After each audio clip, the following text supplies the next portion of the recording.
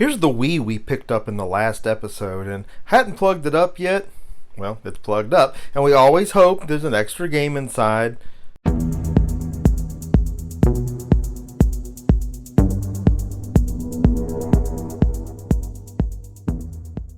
What's up, everybody? It's your boy Emceemur, and welcome back to another fantabulous episode of Flea Market Flippin'. Hey, before we get started, I'm going to need you to go ahead and drop a like on this video, and if you haven't already done so, I'm going to need you to subscribe to the Emceemur Show, smack that notification bell, so you're always the first to know when new content goes live. Be a part of what we got going on here.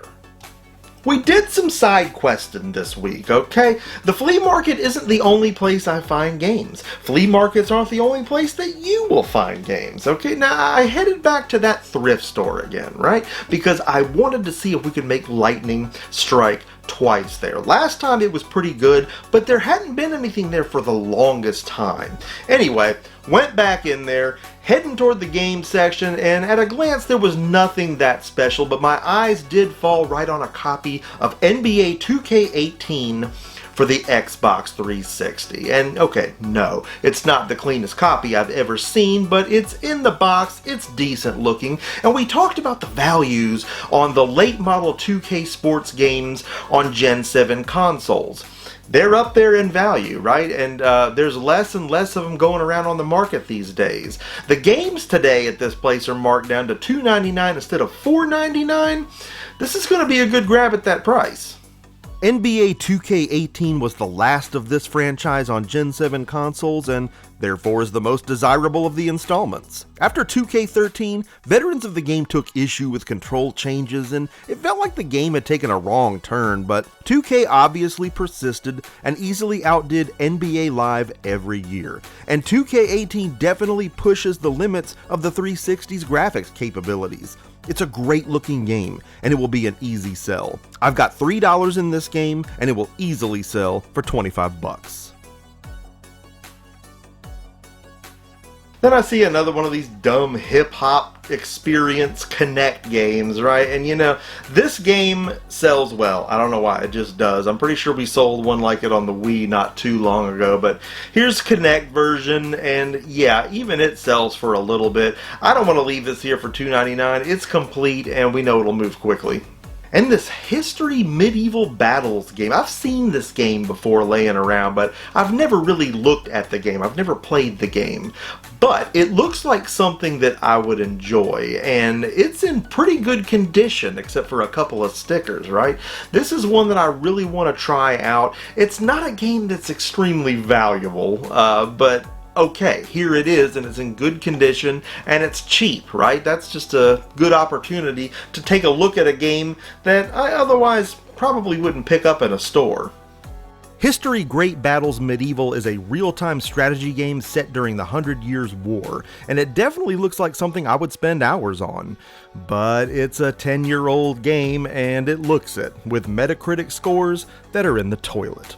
Despite all that, it reminds me of strategy games we used to play back on the old IBM 286 in the 90s when graphics just weren't as much of a factor. And this game does have some really cool angles and zooming with which to enjoy watching the combat play out. So I'm intrigued. Have any of you out there played this game before, and what do you think about it?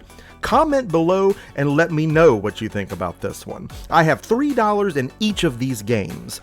Hip Hop Dance Experience can sell for as high as $15, and History Great Battles Medieval only sells for about $8, but to me it's worth $3 to try it out.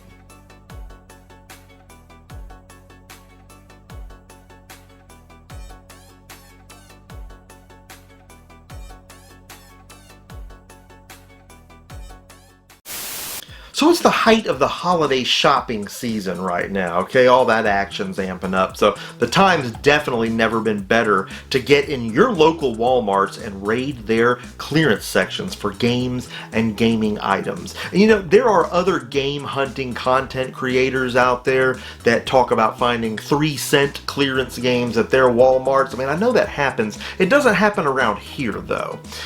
And it may happen where you are, or it may not, but either way, all Walmarts have their clearance sections, right?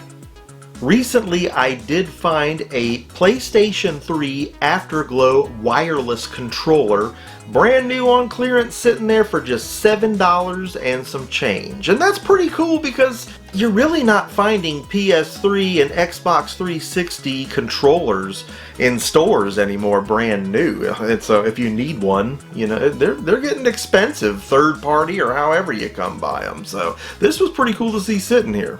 Now, it's important to note that while Walmarts have a clearance or a markdown section within their electronics departments, a lot of them also have a clearance section, like an aisle. Stuff from all departments, just a mishmash, stuff everywhere. And you gotta make sure you check both areas, right? Because in these clearance sections, I have found Wii U games, I have found controllers marked down. They just make their way over there and out of the electronics department. So it's important to make sure that you've checked everywhere. I got this PS3 controller for $7 and some change, and on average these sell for about $25. So I stopped at a yard sale, something I have not done in a long time. I just haven't. I've really had tunnel vision on the flea market. We go there all the time. That's where I do most of my hunting, but happened to pass a yard sale, so I stopped, right? And I'm looking around and it's just crap everywhere you look. Not really anything exciting, but they had a couple of games there. Sports games sitting there, but then I did find a Tony Hawk Underground for the PlayStation 2 sitting there, so I guess that's kind of cool, right? I mean, Tony Hawk games have had a pretty good bump in the market as far as their values since the new Pro Skater and then the reboot of 1 and 2 that came out, so it's kind of enjoyed a little hike there in the value, especially on GameCube versions. But this one's PS2. They let me have it for $1, so cool, we'll take it. Tony Hawk Underground. What can I say that we haven't already said? We look at these games a lot on the show, and despite how common they are, new releases pushing the franchise back into the spotlight have as much as doubled the going rates on these older versions, making them worth investing in again. And while it's not really my cup of tea, it's easy to see what others enjoy about it. I have $1 in this game, and it should be a fast mover at $10.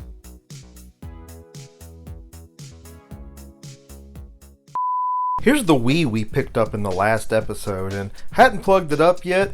Well, it's plugged up, and we always hope there's an extra game inside. Hopefully a Wii Sports, Mario, Zelda, whatever you got there, but we'll take a Wii Sports. Odds are good at the Wii Sports. Here we go. Come on. Oh! Wii Sports Resort. Also just as probable. Yeah, we'll take it. This is going to trade at GameStop right now with the 50% promo that's going on. Oh man, it's a beautiful thing. So we actually have no money now. We're already in the green on this Wii, and we haven't even begun to clean it up and make a bundle out of it yet. You gotta love it. So some cool stuff to look at in our Sidequest episode today. You know, I like to look at some extras on the side there, any action that goes on in between our flea hunts. And hey, we got a bonus game out of the Wii from last week's episode, so that's cool. You know, I'm a sucker for the ceremonial opening of the disc tray, the hitting of the eject button. Always great to see a bonus game pop out, especially when it's one that's got a little bit of value on it. And the GameStop trade deals coming back. That's something I haven't seen in a while, at least not deals as big as they were just doing, and that's its own topic for another episode. Trades from the flea, from the yard sales to the GameStops, that's its own part of Merconomics that we probably need to touch on in a future episode, and I think we're going to do that. It's a strategy, and there are a lot of strategies within the strategy, do's and don'ts, methods that you really need to employ, things to talk about. So yeah, that's its own topic for another day, and we will get into that. But yeah, more action coming your way real soon. Gonna be back to the flea, more episodes, more hunts from that coming your way real soon. If you haven't already done so, I hope you're gonna drop a like on this video, and I want you to tell me what you liked about this video. What was your favorite thing that we got today? Have you played these games? Do you know anything about these games? Leave me something in the comment section of this video, because you know that I love getting a conversation going with you right here on the MC Mer Show. show, something that we do a lot of. If you haven't already done so, I'm going to need you to subscribe to the Emceemur show. Be a part of our nation, because it rises up all the fantastic things we do right here on the show. You need to be a part of it. Make sure that you smack that notification bell so you're always the first to know when new content goes live. Content just like this flea market flipping side quest. You never know where we're going to go on these side quests. Lots of different places to go, lots of different honey holes. You just never know what we're going to find next. But you know, we never come away empty-handed. Emceemur signing off for this fantabulous episode, and I will see each and every one of you again next time.